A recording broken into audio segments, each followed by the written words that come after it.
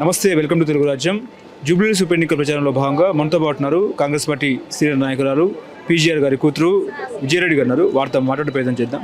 చెప్పండి అమ్మా, ఎట్లా నడుస్తుంది ప్రచారము? మీకు ధీమా ఉందా గెలుస్తామని? డెఫినెట్గా గెలుస్తామండి. ఎందుకంటే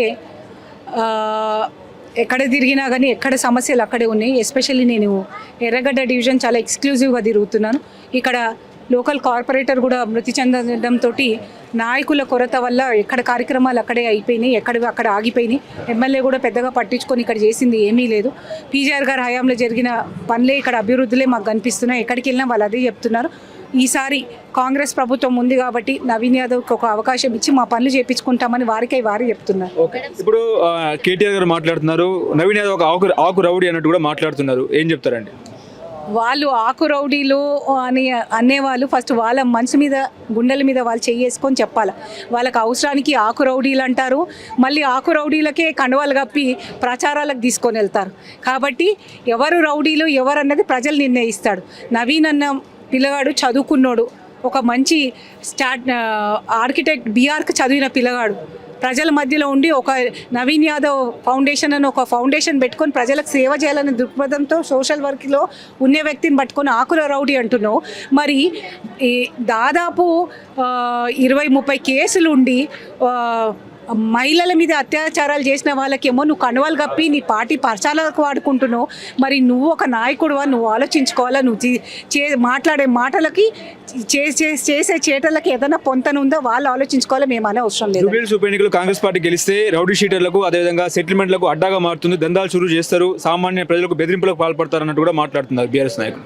ఇప్పుడు 12 ఏళ్ళ దాంట్లో వేరే నియోజకవర్గం వద్దండి, జూబ్లీహిల్స్ నియోజకవర్గంలో మేము గల్లీ తిరుగుతుంటే అదే చెప్తా ఉన్నారు ప్రజలు.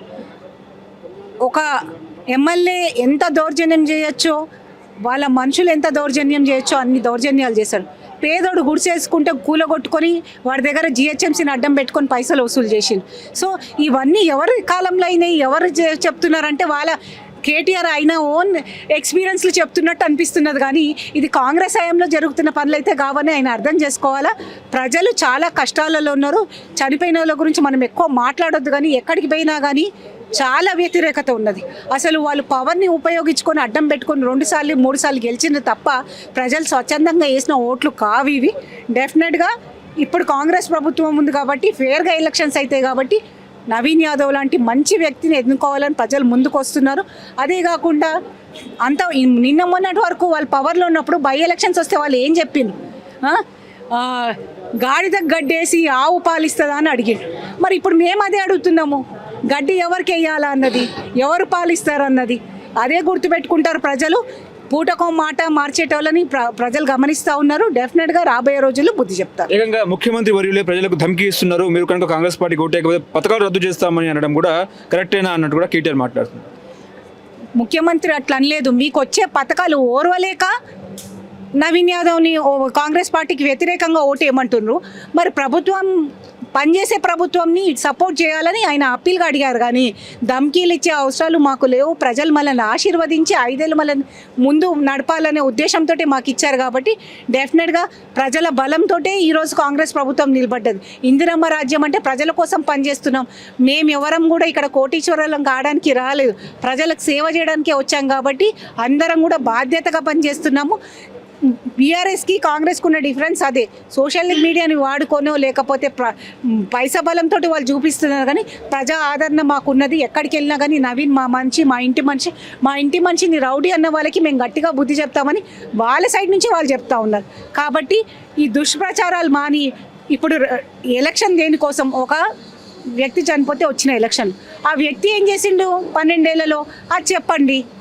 ఎందుకు దీన్ని ఒక స్టేట్ ఇష్యూ లెక్క చేస్తున్నారు? అంటే బీఆర్ఎస్కి ఉనికి లేదు కాబట్టి ఈ ఎలక్షన్లో గెలిచి మేము ఇక్కడ బతుకున్నామని చూపించుకోవడానికి ఇది ఒక స్టేట్ ఇష్యూ చేస్తున్నారు, కానీ ఇది ఒక కాన్స్టిట్యున్సీ ఇష్యూ అనేది మర్చిపోతున్నారు. కేకే సర్వేలో నిన్న బీఆర్ఎస్ పార్టీ గెలిచే అవకాశం ఉన్నట్టు కూడా వార్తలు వస్తున్న పరిస్థితి. కేకే సర్వే నమ్ముతారా? ఏ సర్వేలన్నా అండి ఇప్పుడు చెప్పడం చాలా, మేము గెలుస్తామని చెప్పుకున్నా కానీ అది ఓవర్ కాన్ఫిడెన్సే తప్ప ఇంకేం లేదు. ప్రజలు గమనిస్తూ ఉన్నారు. ప్రజల నాడు ఇంకా ప్రచారానికి కూడా ఇంకా టైమే అయిపోలేదు. అప్పుడే సర్వేలు ఇచ్చి వాళ్ళు గెలుస్తున్నారు వీళ్ళు గెలుస్తున్నారంటే ఇంకా మేమందరం ఏం చెప్పాలో సమాధానాలు వాళ్ళే ఆలోచించుకోవాలి. డెఫినెట్గా అందరం కూడా గమనిస్తూ ఉన్నారు, ప్రజలు కూడా గమనిస్తూ ఉన్నారు, ఎవరు ఏం చెప్తున్నది అన్నది వింటున్నారు. వాళ్ళు విజ్ఞత గల్లోళ్ళు. ఇంతకుముందు వాళ్ళే చెప్పారు గాడిదకేస్తే పాలు రావని. సో గడ్డి ఎక్కడ పెట్టాలా, ఎవరికి ఓటేయాలని ప్రజలు నిర్ణయించుకున్నారు. ఒక కంపల్సరీ రాబోయే 11వ తారీఖు దానికి ప్రతిదానికి జవాబు చెప్పి, ప్రభుత్వం అందుంది, మంచి అభ్యర్థి ఉన్నాడు, చదువుకున్న వ్యక్తి, యువకుడు, ప్రజల్లో దూసుకెళ్లే వ్యక్తి, కాబట్టి ఆయనను గెలిపించుకుంటాం. ఈ 3 ఏళ్లలో మా పనులు మేము చేయించుకుంటామని గట్టిగా చెప్తాం. మెజారిటీ ఎంత అనుకుంటున్నారు? మెజారిటీ ప్రజలు ఎంత గట్టిగా ఆశీర్వదిస్తే అంత మెజారిటీ వస్తే గెలుపు మాత్రం ఖాయమండి. Thank you madam. థ్యాంక్స్ అలా.